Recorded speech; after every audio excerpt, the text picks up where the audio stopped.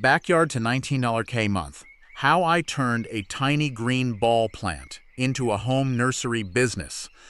What if I told you that the little round green plants sitting in your neighbor's rock garden, the ones that look like fuzzy green tennis balls, could actually become the foundation of a real home business? No, I'm not talking about some overnight get-rich scheme. I'm talking about something real, something patient, something that, if you do it right, could realistically build towards serious monthly income. Some growers scaling operations like this report revenue in the range of $10, $15, even $20,000 a month once they're fully established. I want to be upfront with you right at the start of this video. This is not a plant one pot and get rich next week story. This is a real slow build small business story. If you're looking for instant money, this isn't it. But if you're looking for a legitimate, low overhead business, you can start literally in your backyard. Stick around, because I'm going to walk you through the entire thing, step by step, from the very first cutting to running a nursery that could genuinely support your family. Let's get into it. Section 1. What exactly are we growing? The plant we're talking about today falls into a category called dwarf conifers, small, slow-growing, evergreen shrubs that naturally form these perfect little rounded, ball-like shapes. You've probably seen them in upscale landscaping, rock gardens, and boutique nurseries, usually priced anywhere from $20 to $80 per plant, depending on size and age. Some of the most popular varieties in this category include dwarf hinoki cypress, Chamaecyparis obtusa nana gracilis, known for its glossy, dark green, shell-like foliage sprays that form a dense globe shape. Dwarf Japanese cedar, Cryptomeria japonica vilmariniana, famous for its tight, frizzy, almost moss-like ball form. Arbor vitae grünkugel literally translates to green ball, a rounded shrub with soft, feathery green foliage. Dwarf mugo pine, a cushion-shaped conifer with short, dense needles. What makes these plants especially attractive as a business opportunity is a combination of a few key factors. 1. They're low maintenance. Once established, they need very little water, minimal fertilizing, and almost no pruning. 2. They're drought-tolerant in most varieties, which means less water bill stress if you're growing at scale. 3. They have high perceived value. Because of their unique sculptural, designer appearance, landscapers and homeowners are willing to pay a premium for them, much higher than a typical leafy shrub. 4. They're slow-growing-esque, which sounds like a downside, but it's actually part of what makes them valuable. Slow growth means consistent shape, predictable size categories, and less risk of them outgrowing a landscape design. Now here's the catch. And I promised you real talk, so here it is. Slow growing also means slow to sell. A cutting you take today might not be a sellable, potted specimen for 2 to 4 years, depending on the variety and size you're targeting. This is not a flip-it-in-6 weeks plant.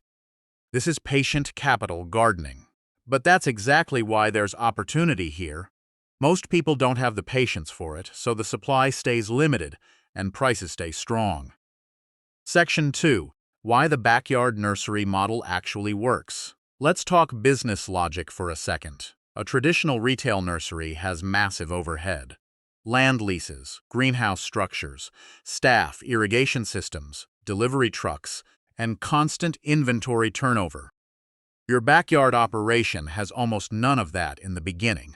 Here's what a lean backyard dwarf conifer operation typically needs. A dedicated growing area. Even a modest backyard section works. Basic propagation trays or pots, a simple shade structure or greenhouse cover, optional at small-scale quality potting mix and mulch, a consistent watering system, even a basic drip irrigation setup time. Lots of time.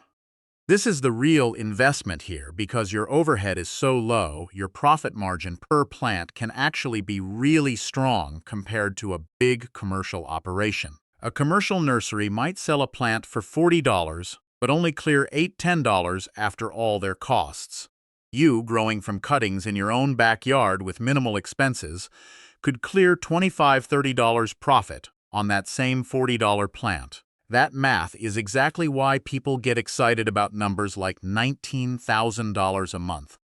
Let's actually break down what that would require, because I think seeing the real math is way more useful than just throwing a big number at you.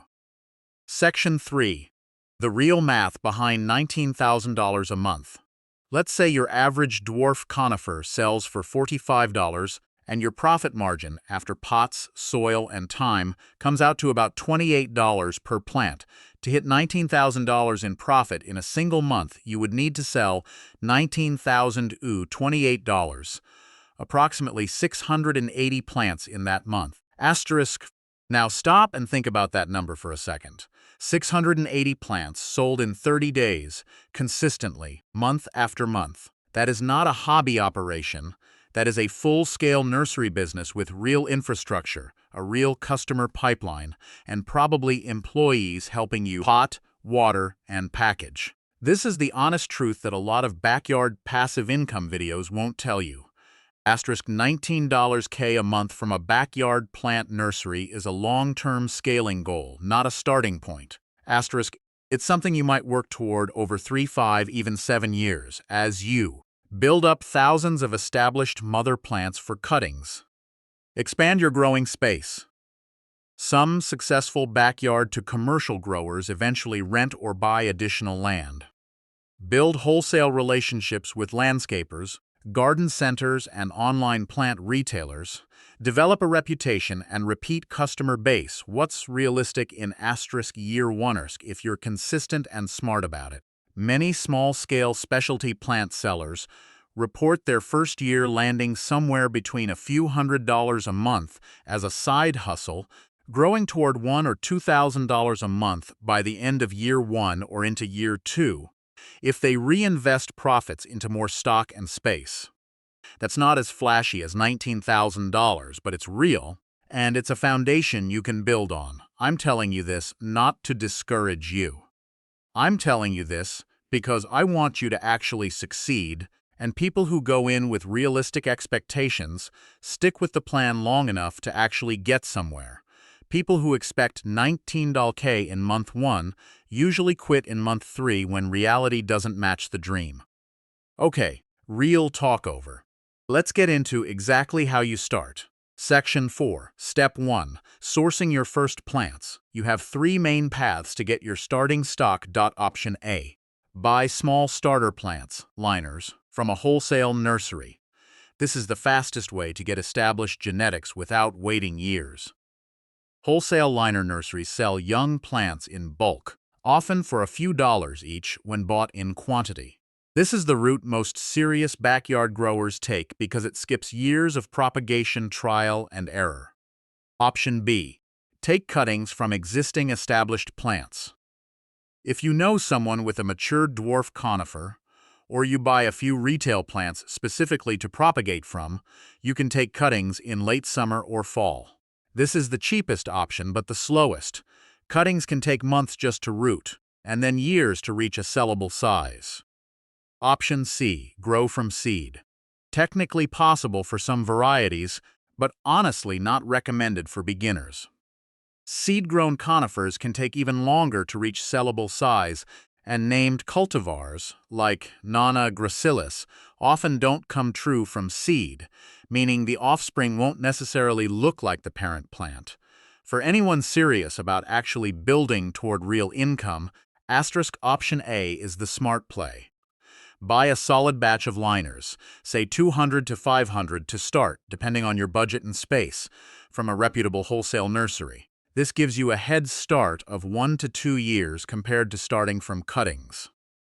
Section 5.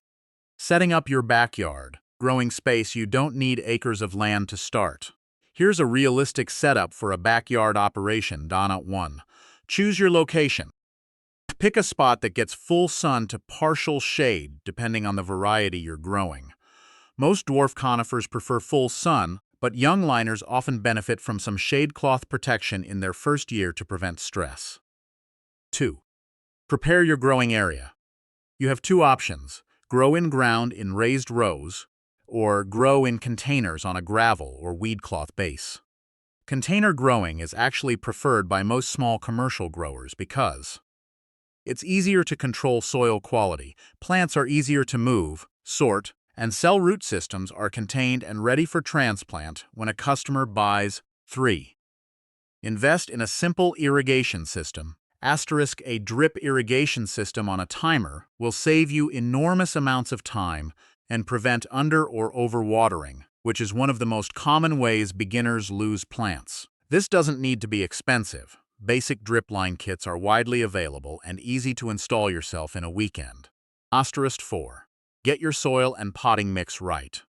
Dwarf conifers generally want well-drained soil. A quality potting mix designed for conifers or acid-loving evergreens, sometimes with added perlite or pumice for drainage, will give you the best results.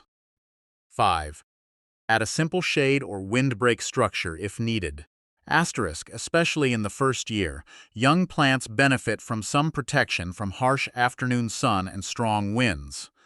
A basic shade cloth frame is inexpensive and can dramatically improve your survival rate. Section 6. The growing timeline. What to expect month by month. Let's set realistic expectations for your growing timeline, because this is where most beginners get discouraged. Months 1-3. Your liners are establishing root systems. Growth above the soil will look minimal or non-existent. This is normal. Don't panic and don't overwater trying to help them. Months 4-12. You'll start to see steady, slow top growth, typically just a couple of inches per year for most dwarf conifer varieties. This is the year you're mostly just maintaining, watering, checking for pests, light weeding around your growing area. Year 2. Plants are filling out and starting to take on their characteristic rounded shape. Some smaller varieties may be approaching a sellable size at this point, especially if you started with slightly larger liners. Year 3. This is typically when a meaningful percentage of your stock reaches an attractive retail size, big enough to make a strong visual impact in a customer's landscape, which is what drives the premium pricing these plants command. The businesses that succeed with dwarf conifers are the ones that stagger their plantings. Instead of buying 500 liners in one batch and waiting 3 years for all of them to mature at once, smart growers buy new batches every few months, so that by year 3 or 4 they have a rolling, continuous supply of plants reaching sellable size every single month. This is actually one of the biggest secrets to eventually hitting consistent, larger monthly revenue numbers. It's not about one big harvest, it's about building a pipeline. Section 7. Marketing and selling your plants. Growing the plants is honestly the easier half of this business. Selling them consistently is where real income comes from. Here's how successful backyard to small commercial growers typically move their inventory. 1. Local landscapers and garden designers. This is often the single best channel, because landscapers buy in bulk, buy repeatedly, and don't need the retail presentation that individual customers expect. Building even 2 or 3 ongoing landscaper relationships can move a huge volume of plants steadily. 2. Local garden centers and independent nurseries. Many smaller garden centers are happy to buy locally grown stock at wholesale prices, especially for unique or hard-to-find varieties. This saves them shipping costs and gives them fresher, better established plants than what they might get from a distant wholesale supplier. 3. Online marketplaces and local classifieds. Platforms where people buy and sell locally can be a strong channel for direct-to-consumer sales, especially if you can offer competitive pricing compared to retail garden centers. 4. Social media and short-form video content. This is honestly one of the most underrated tools available to small growers today. Posting regular photos and videos of your growing process, your plants filling out, before and after landscape transformations, and simple educational content about these plants can build a genuine local following that turns into direct customers. People love watching things grow. It's oddly satisfying content, and it builds trust before someone ever buys from you. 5. Farmers markets and local plant sales, SOTWOPs.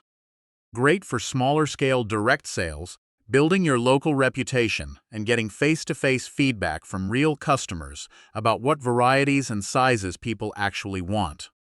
6. Building a simple website or online storefront. Even a basic one-page site with photos, pricing, and a contact form can dramatically increase your credibility compared to only selling through word of mouth or social media comments. The growers who scale successfully almost always combine multiple channels. They don't rely on just one. A mix of wholesale landscaper relationships for volume plus retail direct sales for higher margin tends to be the sweet spot. Section 8. Pricing. Your plant's pricing should generally scale with plant size and age, since size is really what customers are paying for with slow-growing specimens. A rough general framework many small growers use. Small starter size, 1–2 years, a few inches across. Lower price point, often used to build initial cash flow and customer relationships.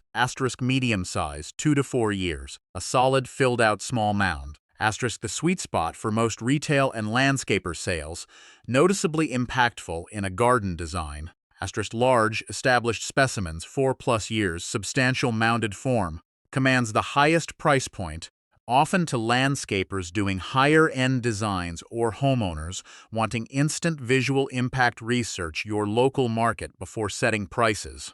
Look at what garden centers near you are charging for comparable dwarf conifers and price competitively while accounting for the fact that you likely have lower overhead than they do. Section 9. Reinvesting for growth. If you're serious about eventually reaching more substantial monthly numbers, the key is reinvestment. Instead of taking all your early profits out as personal income, put a meaningful portion back into buying more liner batches every few months to keep your pipeline full, expanding your growing space, whether that's more of your own property or eventually renting additional land, better irrigation and shade infrastructure to reduce plant loss and labor time, marketing, better photography, a proper website, maybe even paid local advertising once you have consistent product to sell. This is genuinely how small backyard operations turn into real small businesses over several years. It's not glamorous and it's not fast, but it's how it actually works in the real world. So Section 10. Common mistakes to avoid. Let me save you some pain by covering the mistakes that most commonly derail beginners. Mistake 1. Overwatering. More small conifers die from overwatering and root rot than almost any other cause. These plants generally prefer to dry out slightly between waterings. Mistake 2. Buying too much stock too soon. Starting with 2,000 liners in your first month before you understand your local market, your space limitations, and your own time capacity is a common way to get overwhelmed and burn out. Start smaller. Learn the process, then scale. Mistake 3. Underestimating the time commitment. Even though these plants are low maintenance compared to many other crops, watering, weeding, pest checks, and periodic repotting still add up, especially as your inventory grows into the hundreds or thousands of plants. Mistake 4.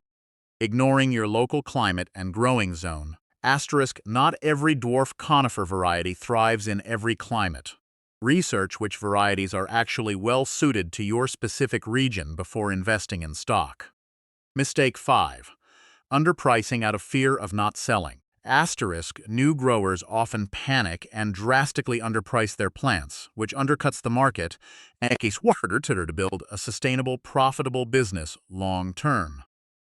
Price fairly based on real market research, not fear. Section 11. Setting realistic milestones. Instead of fixating on a single big number like $19,000 a month, I genuinely recommend setting a staged set of milestones. Milestone 1. Asterisk successfully establish your first batch of liners with a strong survival rate, asterisk millisnow 2. Make your first sales, even just a handful of plants, to validate your local market, asterisk millisnow 3. Asterisk build your first repeat customer or wholesale landscaper relationship, asterisk millstone 4. Reach consistent monthly sales that cover your growing costs and generate modest profit, asterisk millstone 5. Asterisk reinvest and expand your growing space and stock pipeline, asterisk millstone 6 scale toward larger, more consistent monthly revenue as your multi-year pipeline of maturing plants comes online businesses that hit big numbers almost always went through every single one of these stages first. There's no shortcut past them, no matter what any video title promises. Closing, call to action. So, can growing dwarf conifers in your backyard eventually become a real, meaningful source of income? Genuinely, yes, people do build real small businesses this way. But is it a fast path to $19,000 a month? No. It's a slow, patient, compounding process that rewards people who stick with it for years, not weeks. If you're serious about this, here's your actual first step. Don't buy 500 plants tomorrow. Start with a small, manageable batch. Learn how they grow in your specific climate and space. Make your first few sales. Get a feel for your local market. Then scale up gradually, reinvesting as you go. If this video helped you understand the real picture, not just the hype, drop a comment and let me know where you're starting from, and I'll see you in the next one where we'll break down exactly how to take your first cuttings and set up a simple backyard propagation station step by step. Thanks for watching, and I'll catch you